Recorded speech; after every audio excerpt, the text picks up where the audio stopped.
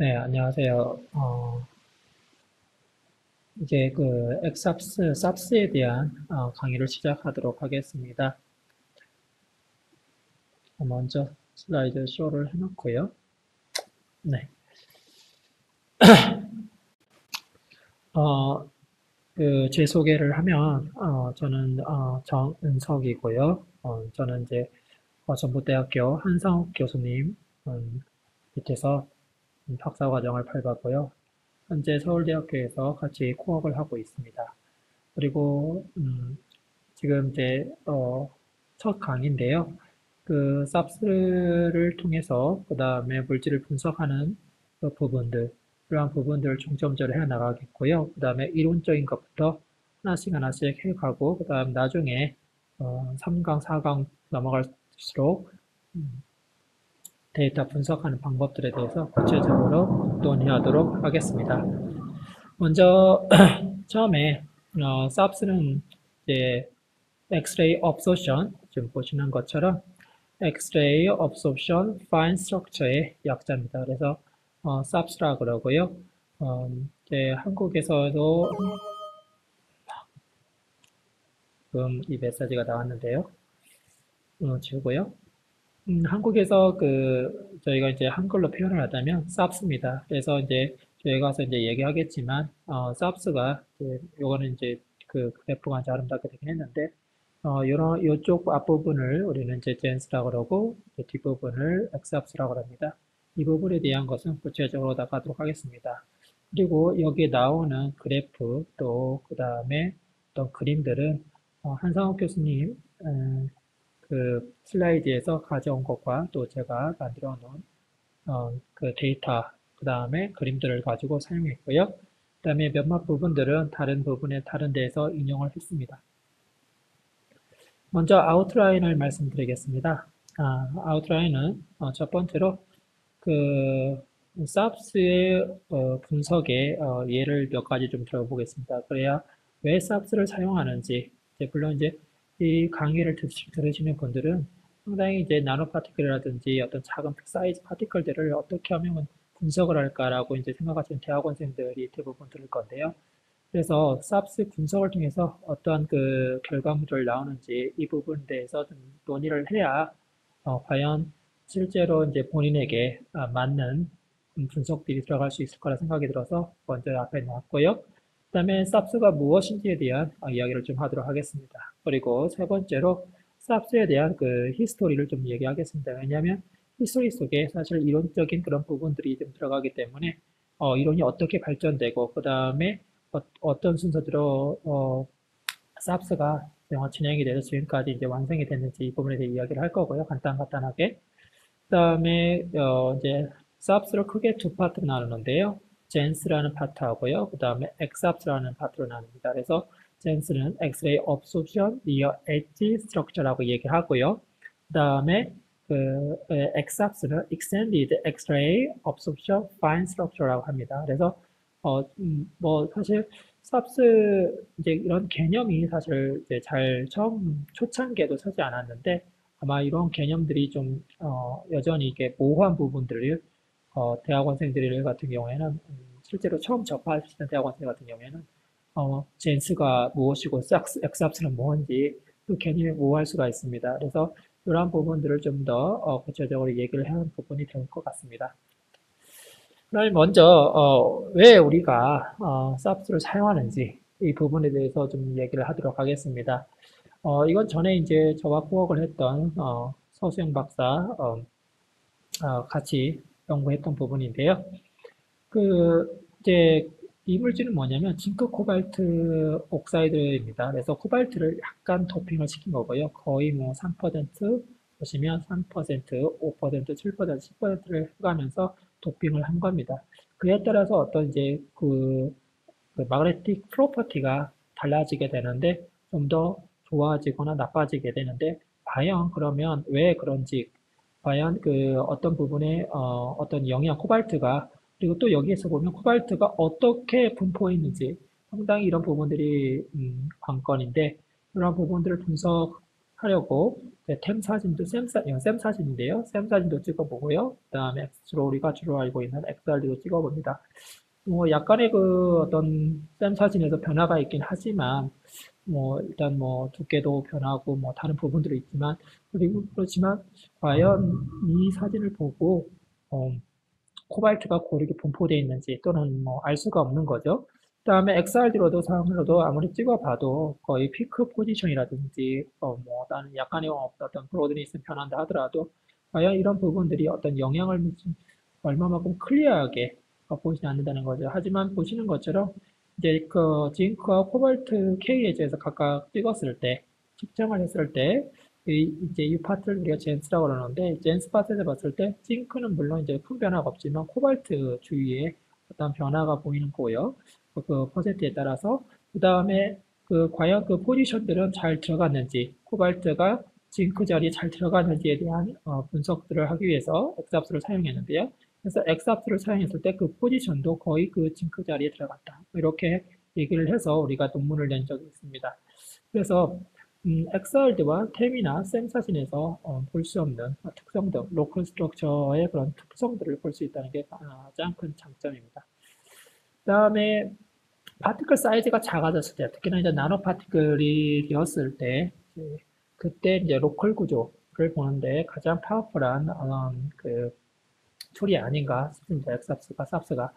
그래서 보시는 것처럼 이제 이물질 같은 경우에는 플래티늄 이제 디스퍼션을 이제 보려고 했던 겁니다. 그래서 SiO2 위에다가 플래티늄을 올리기도 하고요. 그 다음에 SiO2 위에 타이타늄 옥사이드를 올리고 그 다음에 플래티늄을 이제 여기다가 분산시킨 경우고요. 여기는 이제 지르코늄에다가 하고 그 다음에 플래티늄을 해서 분산시킨 경우입니다. 그래서 그리고 이제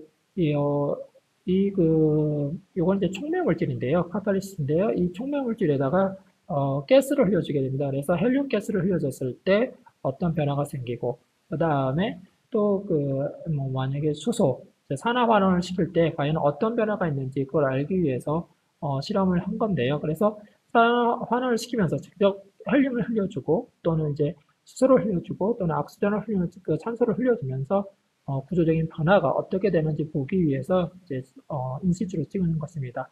특히나 엑스합스의 특징은 인시추로 찍을 수 있다는 게 가장 큰 특징이라고 볼 수 있습니다. 그래서 템퍼러처 디펜던트하게 솔루션도 찍을 수 있고요. 그 다음에 다른 어떤 상황들을 잘 만들어가지고 찍을 수 있다는 게 가장 큰 장점이라고 또 볼 수가 있습니다. 어찌됐건 간에 지금 여기서 찍은 것을 보면 데이터의 어떤 변화가 이제 정확히 이제 잘 보이고요. 그 다음에 실제로 이 데이터를 분석해서 논문을 냈습니다. 그 다음에 이제 똑같은 물질인데요. 지금 같은 물질인데요.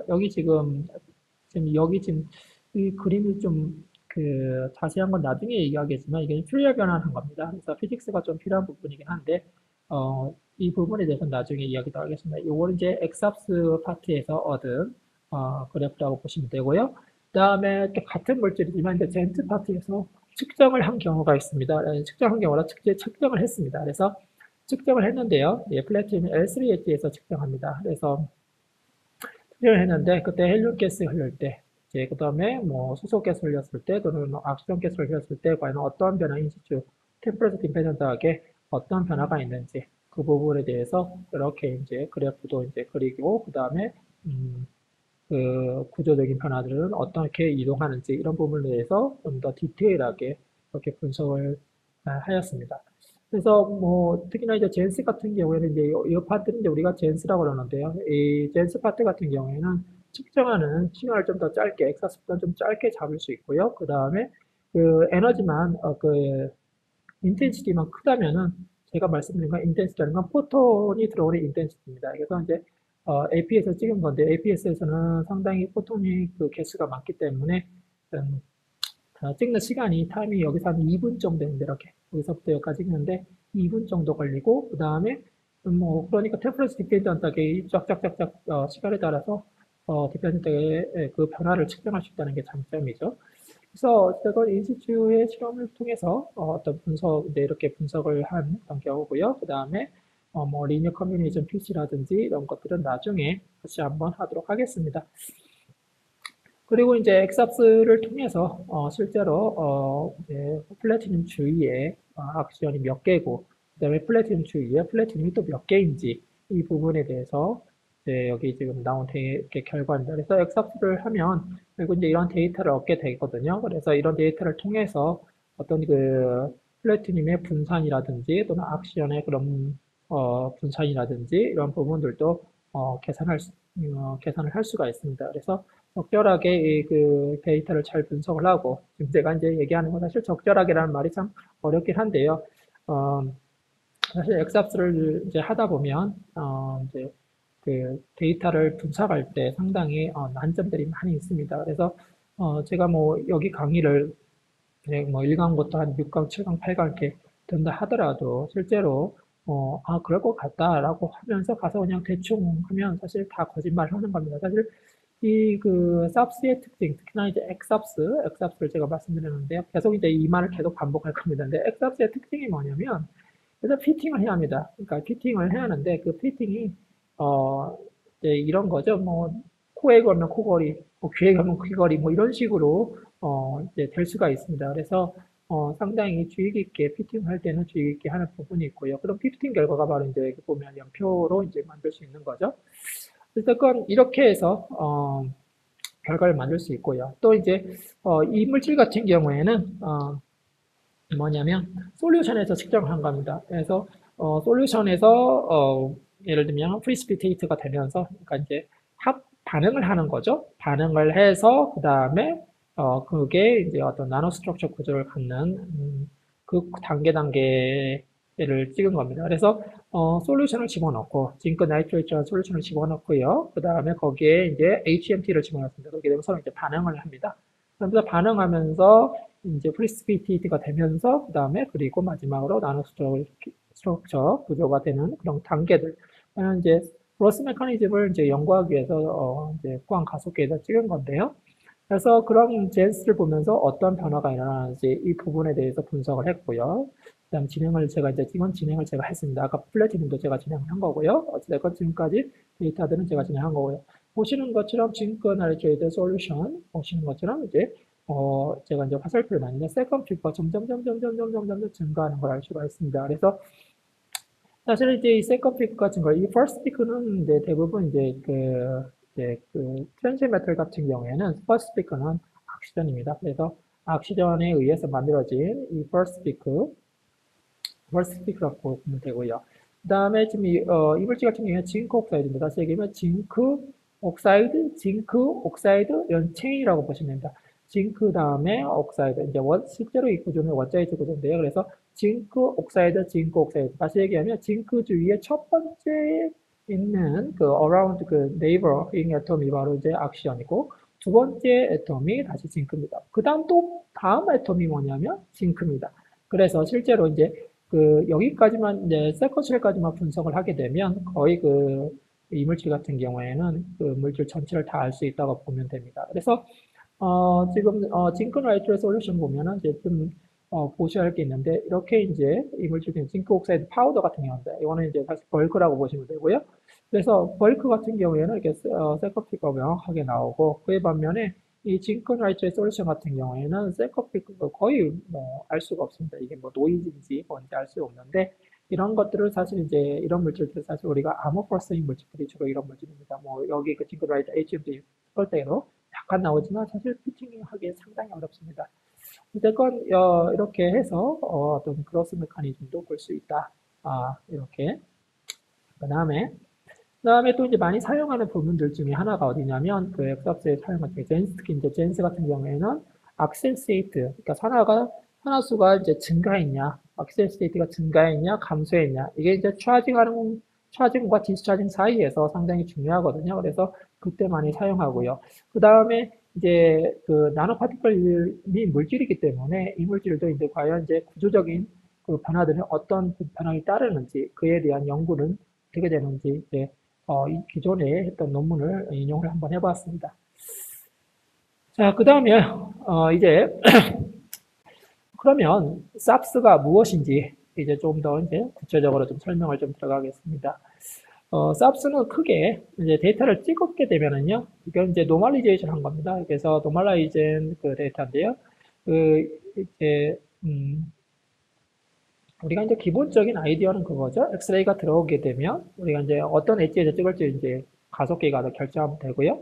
그래서 엑스레이가 들어오게 되면 그 엑스레이가 전자, 그러니까 엑스레이 이제 이렇게 그 코어 안에, 코어 애톰 안에 들어있는 그 예를 들면 K쉘이냐 LH냐에 따라서 달라지겠죠. 그래서 엑스레이가 KH에 있는 전자를 때리게 되면 이제 전자가 이제 올라가게 되는 거죠. 에너지를 갖고 올라가게 되는 거죠. 그러면 이제 만약에 이제 밸런스 스테이트, 이제 밸런스 스테이트, 어떤 빈 스테이트, 엠티 스테이트로 올라가면서 만들어진 피코도 있겠고요. 그다음에 또 올라가면서 컨티뉴스 스테이트로 가서 이제 뭔가 이제 컨티뉴스를 갔기 때문에 이놈들이 이제 웨이브, 일렉트론 웨이브를 형성하면서 이제 옆에 이제 이동하겠죠. 마치 우리가 이제 물결이라고 보시면 되겠죠. 그래서 전자 일렉트론 웨이브가 옆에 네이버링 애톰이 갔다가 다시 또 튕겨 나오겠죠. 그러면 이 튕겨 나온 놈이 이제 다시 돌아오게 될 것입니다. 그러면 인터퍼런스를 만들게 되고요. 그런 인터퍼런스에 의해서 또 여기 나가는 전자에 대한 영향을 받을 겁니다. 그러면 이 나가는 전자에 대한 영향을 받을 건데 이렇게 엑스레이가 들어왔다가 다시 이제 그 산란해서 그러니까 들어왔다가 이제 다시 나가겠죠. 뭔가 엑스레이 떨어지거나 또 이제 하면서 나가겠죠. 이 엑스레이가 나가면서 이걸 데이터를 측정하게 됩니다. 나가는 놈의 데이터를 측정하게 되고 이런 인터퍼런스가 이 엑스레이에게 영향을 주기 때문에 이 나가는 데이터, 그러니까 나가는 엑스레이를 측정을 하게 되면은 결국에는 우리가 여기 주변에 스캐터링이 일어나는 이 부분들에 대한 정보를 알 수 있다는 게 기본적인 아이디어고요. 그 다음에 이 밸런스 스테이트로 나가면서 올라가면서 만들어진 그 피크가 바로 요 앞에 피크. 이게 우리가 프리엣지라고 하는데요. 요 피크고요. 그 다음에 올라가면서 튕겨 올라가는 그 순간들. 그런 피크가 이렇게 이제 엣지라고 보시면 되고요. 그 다음에 특별하게 또 이렇게 높이 올라가는 피크가 있습니다. 이런 피크를 우리는 화이트 라인이라고 합니다. 그 다음에 이제 컨티뉴 스테이트로 올라가게 되면 이 피크를 넘어가게 되는 거죠. 그러면 이제 서서히 오실레이션 하게 되는 거죠. 그 오실레이션이 영향을 받으니까 이것도 오실레이션 하면서 그 디텍터에서 이제 받으면 시그널들이 이렇게 오실레이션 하게 되는데 이 오실레이션 하는 부분에 약 한 50일렉트론, 엣지부터 약 50일렉트론 부분 이상의 영역을 우리는 엑삽스라고 그러고요. 그 다음에 엣지 근처에, 리얼 엣지 근처, 그러니까 엣지죠. 엣지 근처에 부분을 젠스라고 합니다. 그리고 젠스를 또 다른 말로는, 다른 부분에서, 다른 데서는 또 near edge subs라고 합니다. near edge subs라고 보시면 되고요. near edge입니다. 그래서 any x subs가 아니고 near edge subs입니다. 그래서 near edge subs라고 해가지고요. 그렇게 죄송합니다. 네, 얘기를 합니다. 그래서 일단 뭐 젠스는 좀 더 나중에 얘기하고요. 그 다음에 이제 엑삽스에 대해 좀 더 먼저 말씀을 드리면 이 엑삽스를 이렇게 이제 우리가 노멀리제이션 시키고요. 델타 뮤너트로 나중에 좀 더 자세하게 이야기도 하겠습니다. 그리고 백그라운드를 빼게 되면 이제 백그라운드고요. 이건 이제 백그라운드고 그 다음에 이건 실제 데이터입니다. 그래서 빼게 되면은 이렇게 이제 우리가 오실레이션 파트를 얻을 수 있습니다. 그 다음에 에너지 파트이기 때문에 이놈을 다시 우리가 K-스페이스 웨이브 벡터 4로 바꾸고 그 다음에 그 웨이브 벡터 바꾼 걸 다시 우리가 퓨리어 트랜스폼을 하게 됩니다. 그러면 우리가 이제 소위 아는 거리 R 스페이스에 따른 피크를 얻을 수 있고요. 그리고 이제 여기 지금 실제로 이제 이론적으로 계산상에서는 우리가 실제 그 계산 퓨리어 트랜스폼에서 얻었던 것은 이미지리 파트고요. 그다음 매그니튜드 파트로까지 계산하게 되면 우리가 이제 그래프를 주로 이제 만약에 보시는 분들 주로 이제 엑삽스를 주로 이제 논문에서 보시는 부분들은 매그니튜드를 많이 보시게 될 것입니다. 그래서 매그니튜드를 보면 첫 번째 퍼스트 쉘 이쪽 부분이 첫 번째 이제 가장 그 코어 애톰 옆에 다시 얘기하면 이 코어라고 하고요. 프로브 애톰, 코어 애톰, 업서빙 애톰 다 똑같다고 보시면 됩니다. 그래서 코어 애톰, 프로브 애톰 주위에 첫 번째 쉘, 이게 쉘이라고 그러거든요. 동일한 비슷한 거리에 있는 애톰들을 쉘이라고 그러는데 이 비슷한 거리에 있는 원자들에 대한 피크가 여기 있습니다. 그 다음에 두 번째 피크가 나오고요. 그리고 이제 이렇게 우리가 플레이 트랜스폼을 해서 피크들을 볼 수가 있다는 얘기죠. 자, 이런 것들이 이제 우리가 이제 엑삽스라 그러고요. 그다음에 좀 더 이제 삽스에 대해서 좀 더 얘기를 좀 더 하겠습니다. 그럼 이제 젠스와 우리가 이제 아까 말씀드린 것처럼 젠스와 엑삽스를 구분하는 그런 기준도 있는데요. 그 기준에 대해 간단 말씀을 드리겠습니다. 보시면 이제 그 여기 보시면 이게 예, observing atom이라고 보시면 되고요. 그러니까 예를 들면은 엑스레이가 들어오는 거지. 이렇게 엑스레이가 들어오게 되고요. 그 다음에 엑스레이 들어오게 되면 전자가 이제 포토일렉트론이 이제 주변으로 이제 퍼져 나가겠죠. 네이버링 애텀이 옆에 하고 네이버 애텀이라고 보면 되고요. 그 다음에 이제 그 기준입니다. 기준은 어떻게 잡냐? 기준은 네이버링 애텀 d 스페이스, 그러니까 이게 웨이브 벡터 2파이 오버 d로 잡고요. 그리고 이보다 큰 경우, 이보다 이제 에너지가 크다. 이제 그 포토일렉트론의 에너지가 크다. 이제 그러면은 이놈이 이제 우리가 이제 소위 말하는 엑스합스가 되고요. 이 엑스합스의 특징이 뭐냐면 왜 이렇게 구분하냐? 그러면 엑스합스의 특징과 그다음에 제스의 특징이 조금 다릅니다. 그래서 왜냐하면 이제 뭐 사실 그 부분에 대해서 얘기를 하게 되면 그 엑스합스 같은 경우 에너지가 크기 때문에 전자가 그 주변 원자와 싱글 스캐터링 하게 됩니다. 그냥 에너지가 커서 옆에 팍 맞고 통 들어오고 팍 맞고 통 들어오고 딴 데 가지 않습니다. 다시 팍 맞고 통 들어오고 옆에 갔다가 들어오고 그러다 보니까 우리가 그 엑스합스를 가지고 주변 원자의 종류라든지 주변 원자의 개수라든지 이런 것들을 알 수 있는 특징이 있고요. 반면에 이제 그 젠스도 사실 젠스를 보면 에너지가 낮습니다. 이번에는 에너지가 낮기 때문에 어떤 일이 벌어지냐면 멀티 스캐팅이 일어납니다. 그래서 갔다가 에너지가 그냥 옆으로 가기도 하고 또 이쪽으로 가기도 하고 이런 식으로.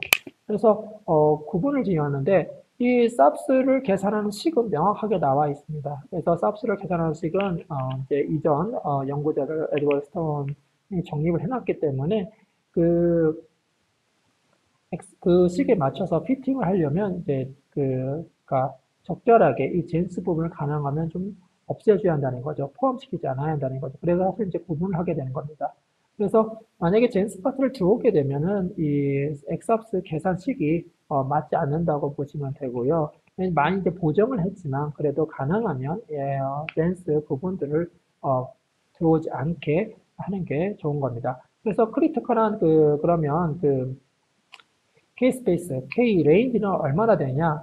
이렇게 봤을 때, 한 약 3, 인버스 옹스트롱 정도 보고 있고요.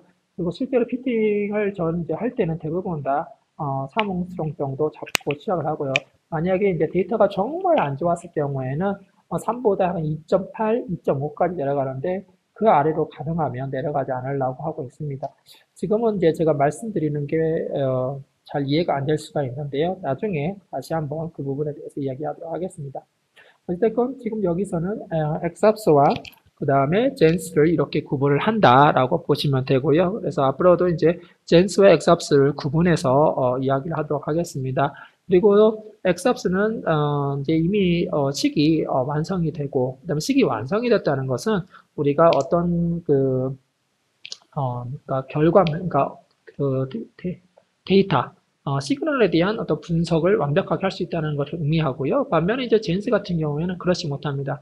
젠스는 주변에 어떤 컨트리뷰션한 컨트리뷰션들이 너무 많기 때문에 아직까지도 지금 계산 시그널이 있습니다. 그러나 계산식이 이제 어떤 피팅이라는 개념은 아니고 단지 그냥 계산하는 거죠.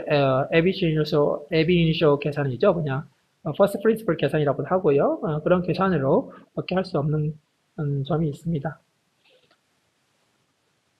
그 다음에 간단하게 히스토리에 대해서 좀 말씀을 드리도록 하겠습니다.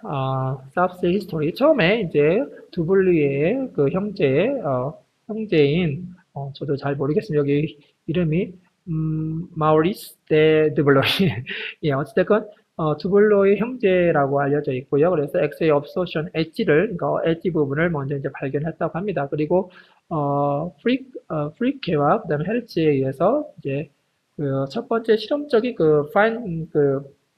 스트럭처, 그러니까 업소션 엣지 이후에 그런 실험적인 파인 스트럭처 측정을 했다고 보고가 되고 있고요. 그 다음에 젠스를 그 다음에 이제 1922년부터 25년까지 많은 리서치들이 연구자들이 이제 측정을 하기 시작합니다.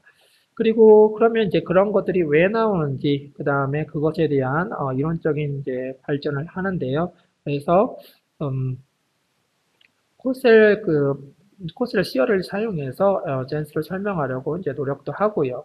그 다음에 이제 이제 초창기 사람들은 보시는 것처럼 초창기 사이언티스트들은 이제 상당히 이제 엑삽스와 젠스를 이제 사용해서 둘 다 같은 이제 물론 현상은 같죠. 결과물도 같고. 근데 그거를 같이 설명을 해가다 보니까 상당히 이제 혼동이 오게 되는 거죠. 그리고 크로린이 이제 삽스 오실레이션 부분을 롱레인지 오더, 이제 XRD에 사용하는 롱레인지 오더를 가지고 설명하려고, 했습니다. 그러나 이제 당연히 이제 실험과는 잘 안 맞았겠죠. 그리고 그 다음에, 크로린이 다시 또, 쇼 레인지 오더 시어리를 다시 하는 거죠. 그래서, 페르미 골든 룰 따라서 이제 시작을 하게 됩니다. 그러면서 이제 이론적인 발전을 하게 됩니다. 그래서 실제로 엑스합스는 엑스합스를 쇼 레인지 오더 가지고 설명을 해야지 뭐 롱 레인지 오더 가지고 절대 설명이 안 됩니다. 그래서 그 부분을 가지고 설명을 하게 되고요. 그 다음에 1971년에 그 다음에 세이어나 스턴, 그 다음에 라이틀 이분들이 삽스의 그런 오실레이션이 그러니까 삽스의 오실레이션이 폴레토 일렉트릭 인터퍼런스 패턴과 관련이 있다. 그러니까 아까 말씀드렸던 엑스레이가 들어왔을 때 이제 포토 일렉트릭 나가고 그러면 그걸 통해서 오실레이션 통해서 나온다. 기본적인 이론이죠. 그런 부분들. 그리고 거기서부터 우리는 정보들을 얻을 수 있다. 이게 이제 이분들의 주장이었고요. 그리고 그렇게 하면서 실제로 이제 엑삽스와 삽스 이제 엑삽스가 사실 먼저 발전하게 됩니다. 그래서 엑삽스 이론이 먼저 잘 정립이 되기 시작하고요. 그다음에 이제 뭐 세이어 같은 경우에는 다시 프레 트랜스폼을 또 사용하면서 좀 더 발전하는데 큰 공을 세우게 되고요. 어쨌건 이론적인 부분들을 이제 발전하면서 존 레어 그룹에서 이론적인 모델도 많이 만들게 됩니다. 그래서 지금 이제 또 이제 점차 엑스합스에다가 이제 멀티 스캐터링하는 부분들도 고려를 해야 한다라고 해서 그런 부분들도 고려하게 되고요. 그다음에 또 시간이 지나면서 또 1980년대에 이제 특히나 이제 젠스 영역이죠. 니어 엣지 특징인데 그런 부분들을 개선하려고 사람들이 이제 계속 노력을 합니다. 그리고 1983년도에 에드워드 스턴과 존 러가 이제 젠스를 가지고 이제 젠스를 조사합니다. 뭘 가지고 있냐? 헤트포크 방법을 가지고 직접 이제 그러니까 계산을 하려고 노력을 하고요. 그 다음에 존 레어 이제 이 그룹이 사실 이제 나중에 프로그램을 쓸 때 존 레어 그룹에서 만든 IPFit을 사용할 건데요. 이게 페프 프로그램을 살 겁니다. IPFit이 아니고 페프 프로그램이고요. 그래서 커브드 웨이브 멀티플 스캐터링을 이용해서 또 계산을 하고요. 그다음에 계속해서 이제 사람들이 계속 발전을 시켜가는 거죠. 그런데 이제 보시면 이미 1970년대에 여기 보시면 이미 1970년대에 오실레이션 다시 얘기하면 이게 엑삽스가 되죠. 오실레이션에 대한 기본적인 엑삽스에 대한 식은 정립이 되고요. 그다음에 실제 설명하는데 거기에 추가로 계속해서 멀티플 스캐터링이 들어갑니다. 이 멀티플 스캐터링은 앞에서 이야기한 것처럼 젠스에 대한 영향이거든요. 그래서 그 부분들을 어떻게 설명할 건가. 그리고 이제 아까 이 커브드 웨이브 멀티플 스캐터링인데 플랜 웨이브로 했는데 이제 커브드 웨이브로 설명을 하기 시작합니다. 그리고 이런 부분들을 계속해서 같은 해 계속 하이 오더 스캐터링이라든지 여기 보시면 이제 존 레어 그룹이 또 하이 오더, 그러니까 하나가 아니고 여러 개의 하이 오더 스캐터링, 그러니까 사실 뭐 일렉트론이 하나만 치고 오는 건 아니거든요. 그러니까 옆에 있는 원자를 하나만 치고 오는 게 아니라 옆에 다른데 멀티 스캐팅도 일어나고 옆에 좀 더 멀리도 가기도 하고 이렇게 되는데 그런 부분들을 이제 계속 추가를 하게 되는 거죠. 그래서 그리고 이제 자빈스키가 근데 이제 멀티플 스캐터링 이런 패스들을 직접 이제 보여주면서 각각 패스에 따라서 first cell, second cell 이렇게 패스 또는 멀티플 스캐터링 패스 이런 걸 이제 계산을 하게 된 거죠. 그러면서 이제 발전을 하고요. 1998년도에 이제 드디어 이제 또 이제 젠스와 그다음에 그러니까 좀 더 정확한 코드 1998년도에는 어떤 일이 벌어지냐면 이제 에비니쇼 코드를 가지고 이제 헤트로포크 방법입니다. 그래서 여기도 이제 존 레어 그룹인데요. 에비니쇼 코드를 가지고 그래서 젠스나 density of the state를 계산해서 이제 논문을 보고하게 됩니다. 이럼으로써 이제 젠스 계산도 이제 하게 되는 거라고 보시면 될 것 같고요. 한편 이제 이렇게 그 존리어 그룹에서 상당히 많은 부분들을 역할을 했는데요. 또 다른 그룹이 있습니다. 이게 이제 졸리인데요. 졸리 그룹에서 이제 발표를 할 FDMNE에서 좀 계산할 때 다른 방법인 FDMNEC를 가지고 젠스를 계산하는 부분을 또 발표를 하게 되면서 또 젠스 계산한 식은 이제 발전하고 있습니다. 현재도 지금 젠스는 상당히 그 계산하는데 사람 그 사이언티스트들이 노력을 하고 있고요. 좀 더 개발이 이제 좀 더 프로그램들이 개발이 되어 하는 상황이 됩니다. 그러면 이제 먼저 젠스에 대해서 소개를 좀 하도록 하겠습니다.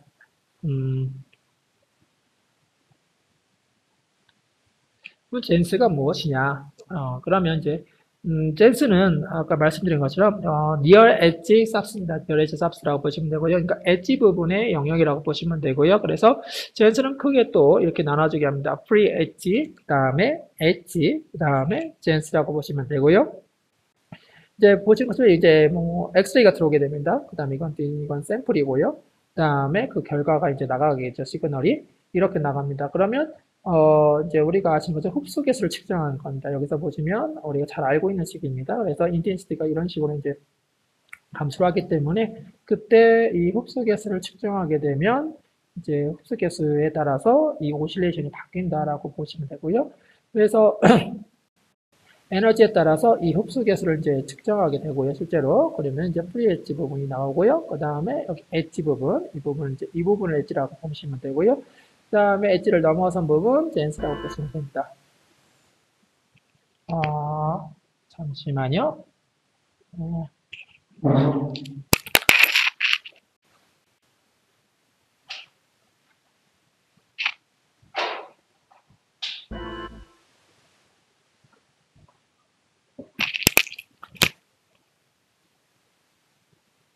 네, 다시 돌아왔습니다. 지금 배터리가 없어가지고 아마 문제가 생겼던 것 같은데요. 제가 그러면 이걸 잠시 끊고 다시 시작하도록 하겠습니다.